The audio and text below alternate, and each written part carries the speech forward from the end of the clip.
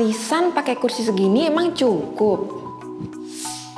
Lah, kalau segini mau arisan apa rapat kabinet?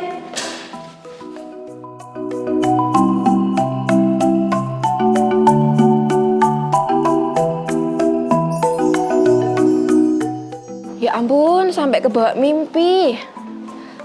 Oke, mari kita mulai. Indonesia saat ini tengah digoncangkan dengan wacana penggemukan kabinet Prabowo. Tentu, publik sangat menunggu-nunggu susunan kabinet pemerintahan yang baru. Pak Prabowo beli baut. Yuk kita bahas lebih lanjut bersama saya, jurnalis Kompas.com, Katarina Astriani. Wacana penambahan jumlah kementerian yang digulirkan kubu Presiden terpilih Prabowo Subianto terus menuai kritikan. Hah? Kok dikritik? Indonesia kan negara gede. Presiden terpilih Prabowo Subianto diusulkan membentuk kabinet pemerintahan baru yang berisikan 4 kementerian. Usulan tersebut datang dari Asosiasi Pengajar Hukum Tata Negara Hukum Administrasi Negara, seperti dikutip dari siaran Kompas TV, Senin 6 Mei 2024. Asosiasi tersebut mengusulkan penambahan kementerian baru untuk memenuhi keseluruhan urusan pemerintahan. Karena itu, pengaturan jumlah kementerian perlu ditinjau ulang. Asosiasi tersebut mengusulkan perlu dibentuk Kementerian Pangan Nasional, Kementerian Perpajakan dan Penerimaan Negara, Kementerian Pengelolaan Perbatasan dan Pulau Terluar, serta Kementerian Kebudayaan. Pakar Hukum Administrasi Negara Universitas Gadjah Mada Riko Andi Wibowo mengungkapkan jumlah kementerian yang dapat dibentuk oleh Presiden diatur dalam Pasal 15 UU Nomor 39 Tahun 2008 tentang Kementerian Negara. Pasal tersebut membatasi jumlah kementerian maksimal menjadi 34 pos kementerian.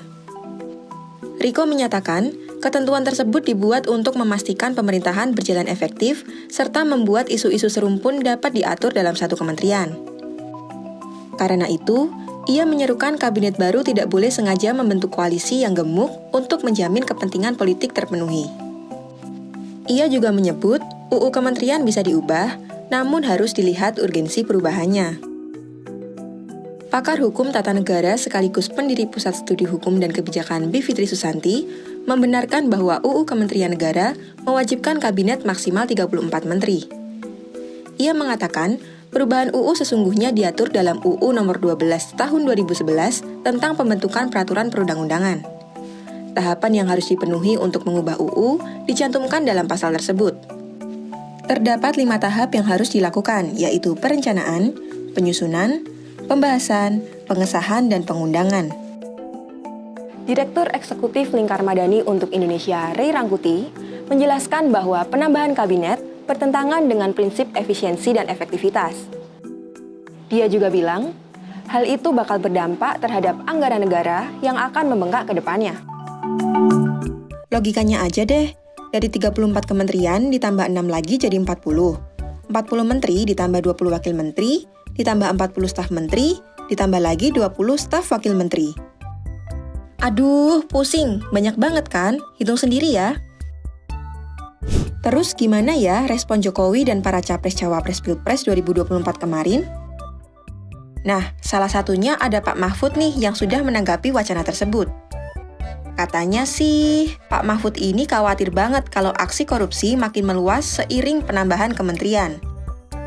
Padahal, dalam aturan terdahulu, hanya ada 26 kementerian. Lalu setelahnya ada perubahan jadi 34 kementerian. Katanya nih, kementerian baru ternyata buat bagi-bagi jabatan doang. Cawapres nomor urut 3 ini juga mengatakan ada celah buat melakukan praktik korupsi dalam setiap kementerian yang dapat kucuran anggaran negara. Hadeh, masa korupsi terus-terusan ya? Wakil Presiden terpilih Gibran Rakabuming Raka turut menjelaskan wacana tersebut masih dalam pembahasan dan penggodokan. Menurutnya, pembahasan terkait wacana penambahan kementerian yang mengurusi program makan siang gratis sedang dibahas karena menyangkut anggaran yang besar. Sementara itu, Presiden Jokowi justru mengaku tidak memberi masukan terhadap wacana tersebut.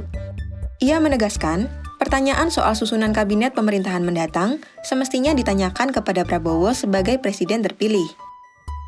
Nah loh, udah pusing belum? Kalau belum, yuk sekarang kita mundur ke era pemerintahan sebelumnya. Bentar aja. Apabila kembali ke belakang, setiap era pemerintahan memiliki jumlah kementerian yang berbeda. Kabinet Persatuan Nasional yang dibentuk di era pemerintahan Presiden keempat RI Abdurrahman Wahid atau Gus Dur dan wakilnya Megawati Soekarno Putri hanya memiliki 35 kementerian. Kemudian Kabinet Gotong Royong yang dibentuk Presiden kelima RI Megawati Soekarno Putri dan Hamzahas menjadi kabinet yang teramping sejauh ini dengan hanya 30 kementerian. Jumlah tersebut bertambah 2 di era kepemimpinan Presiden ke-6 RI Susilo Bambang Yudhoyono. Pertama didampingi dengan Wakil Presiden Yusuf Kala dan Budiono pada periode kedua. Kabinet Indonesia Bersatu Jilid pertama memiliki 35 pos kementerian, sedangkan Kabinet Indonesia Bersatu Jilid kedua memiliki 34 kementerian. Kemudian, jumlah 34 pos kementerian berlanjut di era pemerintahan Presiden ke-7 RI Joko Widodo, meskipun ada sejumlah perubahan. Kabinet Indonesia Maju yang dibentuk Joko Widodo didampingi Wakil Presiden Yusuf Kala memiliki 34 kementerian. Sedangkan di era kedua kepemimpinannya bersama Ma'ruf Amin masih dengan jumlah kementerian yang sama. Wah, bisa kalian lihat kan? Rata-rata jumlah pos kementerian pemerintahan sebelumnya antara 30-35 saja. Wacana penambahan kursi kabinet yang belum ada kepastian kian menuai dilema.